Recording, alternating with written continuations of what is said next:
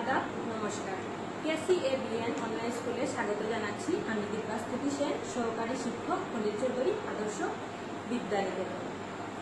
তোমরা সবাই জানো যে করোনা ভাইরাস মহামারীর কারণে দীর্ঘদিন থেকে আমাদের বিদ্যালয় বন্ধ। এই অবস্থায় তোমাদের লেখাপড়া যাতে কোনো ক্ষতি না হয় সেই কথা চিন্তা করে তোমাদের এই অনলাইন স্কুলের আয়োজন। আশা করি সকলেই বাড়িতে ভালো আছো, সুস্থ আছো। সকলেই অনেক বেশি পুষ্টিকর খাবার খাবে। ডিম, দুধ, মাছ, মাংস এগুলো প্রচুর পরিমাণে খেতে হবে এবং একদমই চকলেট, আইসক্রিম, কেক এগুলো খাওয়া যাবে না। আজকে আমরা তোমাদের চতুর্থ শ্রেণীর বিজ্ঞান বইয়ের যে অধ্যায় নিয়ে আলোচনা করব সেটা হচ্ছে অষ্টম। তোমরা সকলে বিজ্ঞান বইয়ের 56 নম্বর পৃষ্ঠা বের করো। অধ্যায়ের নাম হচ্ছে মহাবিশ্ব। আমরা আজকে মহাবিশ্ব সম্পর্কে জানবো এবং সৌরজগৎ সম্পর্কে জানবো। আমরা যে পৃথিবীতে বাস করি তা হচ্ছে একটি গ্রহ। পৃথিবী হচ্ছে সূর্যের তৃতীয় গ্রহ, অর্থাৎ পৃথিবী থেকে সূর্যের দূরত্ব প্রায় 3 নম্বর স্থানে পড়ে। আকাশের দিকে তাকালে আমরা কি দেখতে পাই?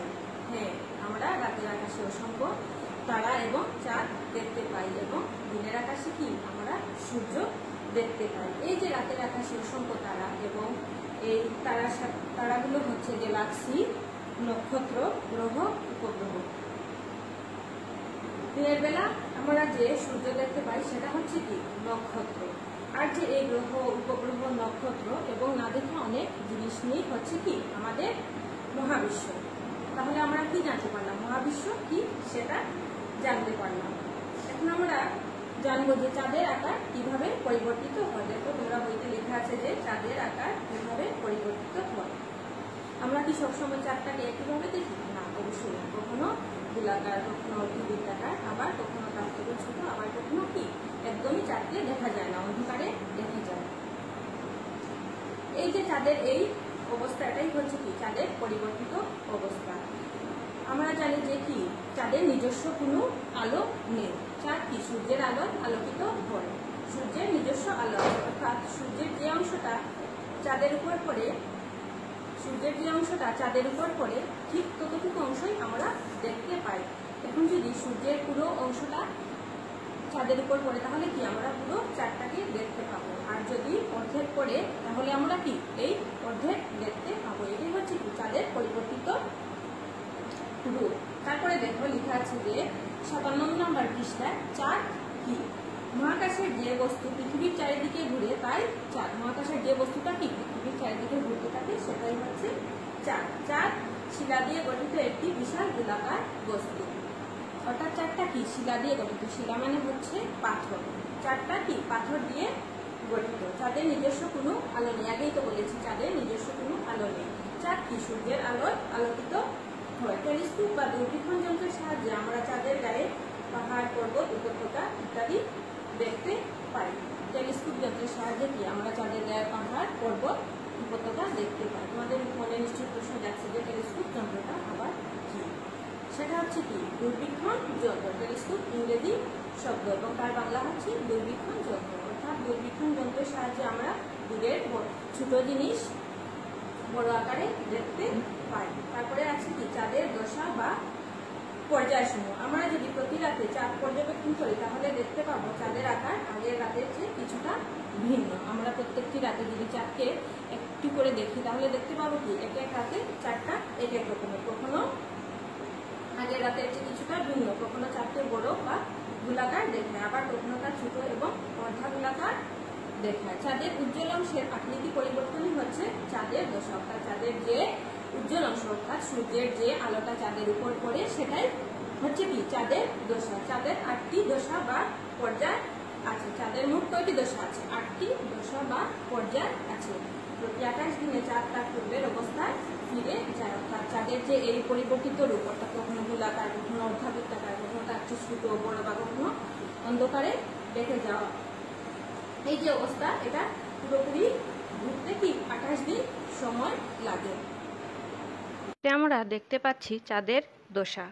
চিত্রে আমরা দেখতে পাচ্ছি যে চাঁদের 8টি দশা। প্রথমে আমরা দেখতে পাচ্ছি অমাবস্যা, অর্থাৎ পুরো চাঁদটির উপর পৃথিবীর ছায়া পড়েছে, তাই চাঁদটি অন্ধকারে ঢেকে গেছে। এই যে পুরো চাঁদটি অন্ধকারে ঢেকে গেছে তাই হচ্ছে অমাবস্যা। তারপর আমরা দেখতে পাচ্ছি ক্রমশ সূর্যের আলো চাঁদের উপর পড়ছে এবং চাঁদ আলোকিত হচ্ছে। এভাবে ধীরে ধীরে সূর্যের আলো চাঁদের উপর পড়ছে এবং চাঁদ আলোকিত হচ্ছে। একটা সময় সূর্যের আলো পুরো চাঁদের উপর পড়ছে এবং পুরো চাঁদটিকে দেখা যাচ্ছে। এই পুরো চাঁদটি যখন দেখা যাবে তখন হবে পূর্ণিমা।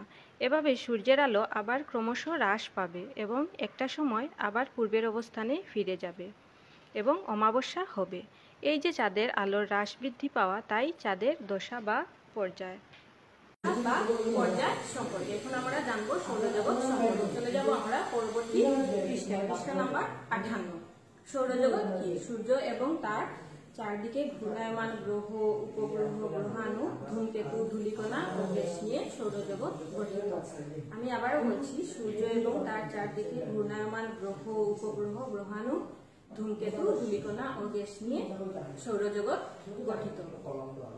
সৌরজগতের মোট 8টি গ্রহ আছে, সেগুলো সম্পর্কে আমরা পরবর্তীতে জানব। উপগ্রহ কি? আমরা আগেই বলেছি যে চাঁদ হচ্ছে পৃথিবীর একমাত্র উপগ্রহ। গ্রহাণু, গ্রহের ক্ষুদ্রতম অংশই হচ্ছে কি? গ্রহাণু। তারপরে কি আছে? ধূমকেতু। মাঝে মধ্যে আমরা রাতের আকাশে লেজ বিশিষ্ট কিছু তারা দেখতে পাই, সেগুলি হচ্ছে কি? ধূমকেতু। তারপর কি? ধূলিকণা। তোমরা তো সকলেই ধূলিকণা চিনো, ধুলাবালি। তারপরে গ্যাসও চিনো। তারপরে দেখো লেখা আছে যে মহাবিশ্বের যে বিশালাকার বস্তুগুলো সূর্যকে কেন্দ্র করে ঘুরে তাই গ্রহ। অর্থাৎ মহাবিশ্বের যে বিশালাকার বস্তুগুলো সূর্যকে কেন্দ্র করে ঘুরতে থাকে সেগুলোই গ্রহ। গ্রহের নিজস্ব কোনো আলো নেই।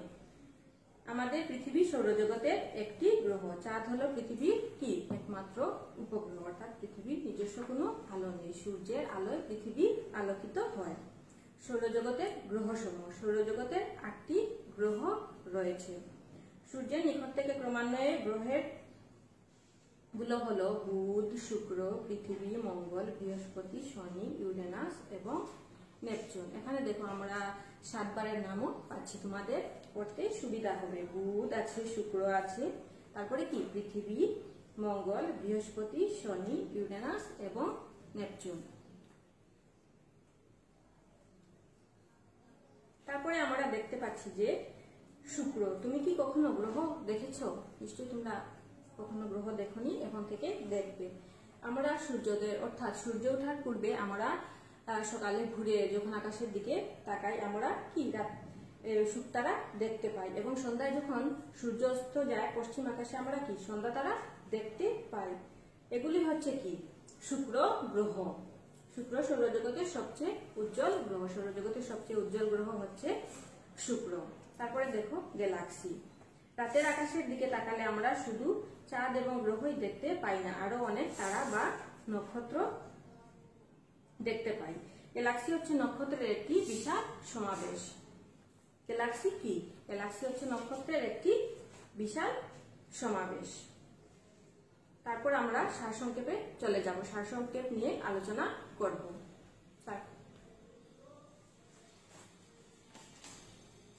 এখন তো সারসংক্ষেপ দিলেন। চিত্র দেখতে পাচ্ছি তা হচ্ছে সৌরজগৎ। সৌরজগতে মোট 8টি গ্রহ আছে। সূর্য থেকে ক্রমশ আমরা গ্রহগুলোর দূরত্ব দেখতে পাচ্ছি। চিত্রে আমরা দেখতে পাচ্ছি সূর্যের সবচেয়ে কাছের গ্রহ বুধ এবং এরপর আছে শুক্র, পৃথিবী, মঙ্গল, বৃহস্পতি, শনি, ইউরেনাস, নেপচুন। অর্থাৎ সৌরজগতের সবচেয়ে কাছের গ্রহ হচ্ছে বুধ এবং এরপর আছে শুক্রের অবস্থান, তারপর পৃথিবীর অবস্থান, তারপর মঙ্গলের অবস্থান, তারপর বৃহস্পতির অবস্থান, তারপর শনির অবস্থান, তারপর ইউরেনাসের অবস্থান এবং সবশেষে হচ্ছে কি? নেপচুনের অবস্থান।